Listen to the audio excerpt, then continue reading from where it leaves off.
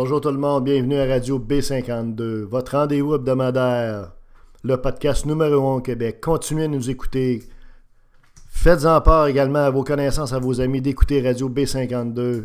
Il y a toujours du matériel intéressant. On essaie de sortir des sentiers battus puis d'amener un angle d'attaque pour traiter les sujets qui n'est pas traité dans les radios traditionnelles, qui n'est pas traité dans les télévisions et les journaux traditionnels. Alors, on est de Québec, Québec City, Rock City. On part ça avec notre sujet du jour, Night Train au micro. Les résultats Numéris, anciennement BBM de la Radio de Québec, sont sortis cette semaine. Et bon, évidemment, il y a de bonne guerre que chacun des postes de radio, chacun des animateurs essaie de tirer profit à son avantage des résultats en retaponnant ça de toutes les façons possibles, en manipulant ça de toutes les façons possibles, en mettant un petit peu de crayon rose ici, un petit peu de crayon rose là, un petit peu de bleu là. Mais il reste qu'au total, les faits sont les faits, les résultats sont ce qu'ils sont, les chiffres sont ce qu'ils sont. Nous, en technologie, on le sait, c'est factuel, parce qu'on vit dans un monde de 0 puis de 1. Ce qui ressort des résultats Numéris, la Radio de Québec, du printemps, qui viennent de sortir, il ressort un grand perdant. One big loser. Jean-François Filion de Radio Choix. S'il y a quelqu'un qui a pris une débarque en bon québécois, qui a mangé la claque, qui a vraiment rendu là, un niveau qui est inacceptable compte tenu évidemment des attentes qu'il y a à son endroit et surtout des revenus, des salaires et des revenus qui lui sont payés, c'est bien Jean-François Filion, aussi appelé Jeff Fillion. J'ai déjà entendu ça. Fillion, ça c'est en anglais évidemment. Et Fillion, non, c'est quand vous portez votre tondeuse, ça. Et évidemment, on cabotine. Donc, M. Filion, on le dit en tout respect, a pris une méchante culbute. Et vous savez, on écoute la radio terrestre, la radio traditionnelle seulement dans notre voiture, comme vous le savez, et on est tombé là-dessus, évidemment, l'autre midi.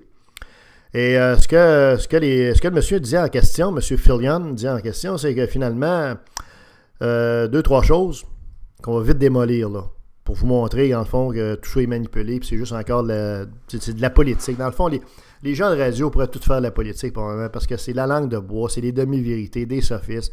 Ils disent le recto, mais ils disent pas le verso, mais de la même pièce. Même si la même pièce, ça tombe à l'eau et elle est dans la marde. Il n'y a pas moyen d'avoir. Tu sais, c'est tout le temps louvoyant et flou et tout ça. Puis surtout, tu sais, bon, alors, prenons les points par un. M. Filion dit le marché de la radio de Québec, c'est un marché de vieux.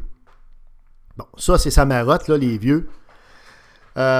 Écoutez, nous, à B52, vous comprendrez que quand on entend ça, on trouve ça bizarre un peu parce qu'on est de différentes strates d'âge. Il y a des jeunes, il y a des mid-age, puis il y a des gens de la génération boomer. Fait que, tu sais, tout ce beau monde-là travaille ensemble très bien, puis on a toute la même passion. Fait que l'âge, puis faire dans l'âgisme, pour nous, c'est complètement dépassé. Donc, c'est déjà quelque chose de traditionnel. C'est quelque chose qu'on se faisait dans l'ancien temps. Mais ça n'a aucune importance maintenant. Vous comprendrez comme moi là, que ça n'a aucune importance. Donc, que M. Fillion ait le piton collé sur le marché de Québec, c'est des vieux, puis de faire dans l'âgisme, puis dans la discrimination en fonction de l'âge, ça démontre tout de suite qu'on a une pensée un petit peu dépassée dans le temps, un petit peu anachronique, vieillotte, comprends-tu, empoussiérée, qui est bonne pour un gars, comprends-tu, qui a été dans le bois à bûcher pendant 30 ans, puis qui arrive en ville tout d'un coup. OK? Fait qu'il faudrait qu'il comprenne, M. Fillion, là, que oui, tout le monde vieillit, y compris lui. Il est rendu à 50 ans, là. Donc, c'est plus un jeune freluquet, hein, c'est plus un jeuneau, c'est pas quelqu'un qui est, tu sais, il y a quelques criques d'en face, comprends-tu, on fait un petit peu de bédette, etc.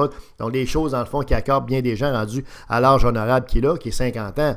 Vous comprendrez comme moi. Donc, de dire que les vieux, par rapport aux pas vieux, d'abord, qu'est-ce qui est vieux? À quel âge tu commences à être vieux? Puis jusqu'à quel âge tu es jeune? Tu sais? Alors, vous comprendrez que tout ça, là, on aboutit dans un cul-de-sac, ça ne tient pas de bout. Ça, c'est la première des choses qui ne tient pas de bout qu'il dit. Il y en a plusieurs affaires qui dit qui ne tiennent pas de bout, ça, c'est la première. Donc, de qualifier le marché de Québec de vieux, c'est insultant pour les gens qui sont ainsi qualifiés, peu importe comment il est défini. Et surtout, si ça va à l'encontre, je dirais, d'une tendance démographique qui fait en sorte que oui, tout le monde vieillit, qu'est-ce que tu veux? Lui y compris, puis sa femme y compris, sa parenté y compris. Puis dans sa parenté, il y en a des vieux, là. Il doit avoir des petits mononcles, lui, il doit avoir des petites matantes, il doit avoir, je sais pas, moi, parents, père, en tout cas, tu sais, mère et tout ça. Il y en a des vieux autour de lui, là, puis il les traite dans le fond comme si c'était des écouteurs de radio de deuxième ordre, de deuxième qualité. Alors, il y a quelque chose de méprisant là-dedans qui est tout à fait inacceptable. C'est vraiment du très, très grand Jeff Fillion. Alors, la première des choses, donc, qu'on met ici à poubelle, comprenez-vous, on vient de flusher ça, là. c'est l'affaire des vieux, ça ne tient pas debout de dire ça, puis c'est inutile, puis surtout, ça n'explique pas ses résultats, puis on va vous expliquer pourquoi. Donc ça, c'est la première des choses. La deuxième des choses qu'il faut voir, c'est dit, lui, ben regarde, moi, mon marché, c'est les 25-54, j'ai été engagé pour ça, patati patata, puis moi, je score là-dedans, paf, paf, paf, ok, blablabla. Écoute, un autre affaire qui ne tient pas debout, mon Jeffrey, là. Écoute, d'abord, les 25-54, ça veut dire que quelqu'un qui a 55 ans, il n'est pas admissible à écouter Jeff Fillion. Quelqu'un qui a 56 ans, il n'est pas admissible, il n'est pas qualifié pour écouter M. Fillion. Non, mais comprenez, là? Tu sais, entre quelqu'un qui a 54 ou 53 ans et quelqu'un qui a 55 ans, on s'entend-tu, là, que ces gens-là sont dans la même génération, sont dans les mêmes références, ils ont les mêmes goûts musicaux, souvent, ils ont les mêmes goûts de consommation. On est dans la même gang, comprenez-vous, là? Même chose pour quelqu'un qui a 50 ans, comme M. Fillion. Quelqu'un, tu sais, lui, il a 50 ans. Alors, quelle est la différence entre lui qui a 50 ans et le gars qui a 55 ans? Je pense qu'il n'y en a pas bien, surtout s'ils ont la même passion, le golf, ou le 19e tour, en tout cas. Tu sais, alors, tu sais, encore une fois, là, ces strates-là, je comprends que pour le commerce, puis pour la publicité, le marketing, puis vendre à des commanditaires et tout ça, je comprends qu'on doit découper ça en strates, mais c'est des strates, encore une fois, qui ne tiennent pas de bout. Puis de dire, dans le fond, que tu scores là-dedans, ça veut dire quoi vraiment, tu sais? Plus tu scores large, mieux c'est, tu sais. Tu peux pas dire, regarde, les vieux, là, ils vont écouter juste André Arthur. Non, parce qu'il y en a peut-être, il y en a pas peut-être, il y en a des, entre guillemets, vieux, ou qui qualifient lui de vieux, qui l'écoutent. Fait que imaginez-vous comment ces gens-là reçoivent le message quand ils disent, moi, c'est 25-54, et le reste, ça m'intéresse pas. C'est tous des boomers, comprends-tu, puis c'est ça, moi, tu sais, c'est cassettes habituelles, là, c'est marottes habituelles, qui tiennent pas de bout. Alors, comprenez comme moi que ça marche pas, là, tu sais. Et l'autre affaire qu'il faut voir, c'est que dans le 25-54 ans, il n'est pas tout seul, là. Il y en a d'autres qui scorent très, très bien quand vous regardez les chiffres. Également, tu sais. Puis, le fait qu'il y ait des vieux qui disent que, bon, il y a trop de vieux qui écoutent la radio, bien, si effectivement les vieux écoutent principalement, mettons, André Arthur, hein, on peut supposer ça, que la majorité des, entre guillemets, vieux, qualifiés de vieux par Fillion, écoutent André Arthur. Premièrement, ils doivent écouter deuxièmement le poste où est M. Arthur, je pense que c'est BVLD, avec ses animateurs.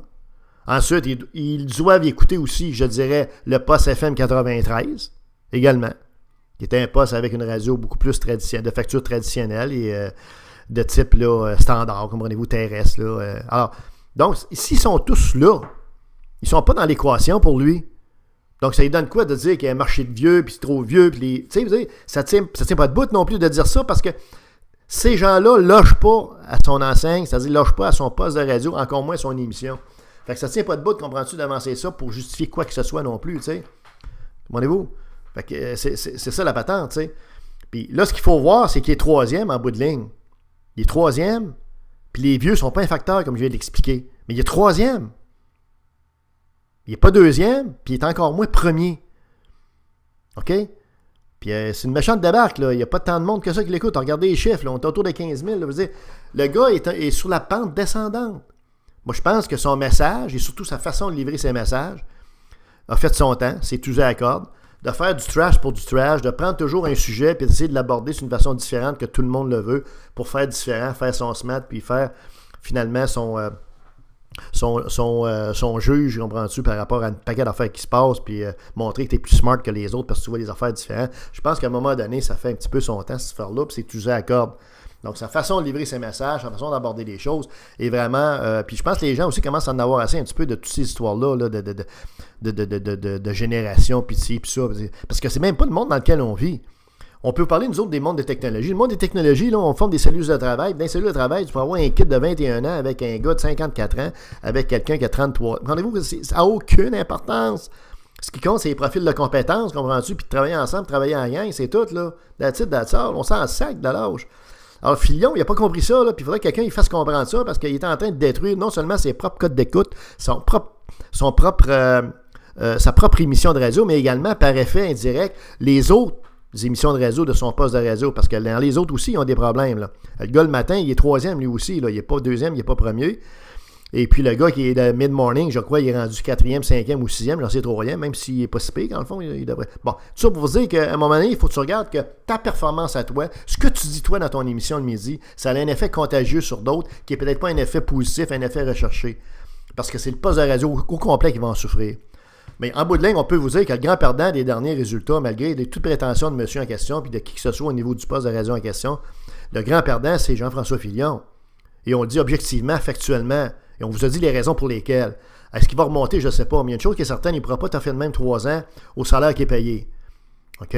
Puis à un moment donné, il va falloir qu'il réalise aussi que de massacrer des dossiers qui sont avantageux pour la Ville de Québec, comme le SRB, qui a effectivement tué le phare. Or, le phare, c'était le projet économique moteur de la Ville de Québec le plus important.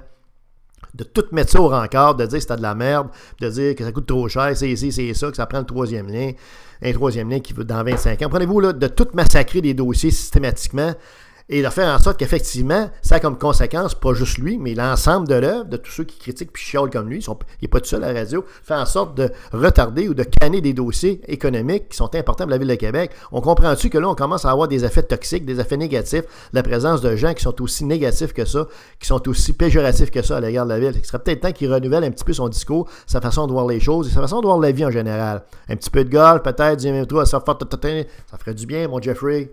C'était Radio B52, Night Train au micro.